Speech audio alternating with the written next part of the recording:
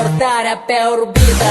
Mi-am zis această zi încântătoare de sugar trebuie adusă la suflare imediat. Două palme, trei sudame și o înjurătură dură. Stai că încet te-a dat din gură, da, miroase a murătură.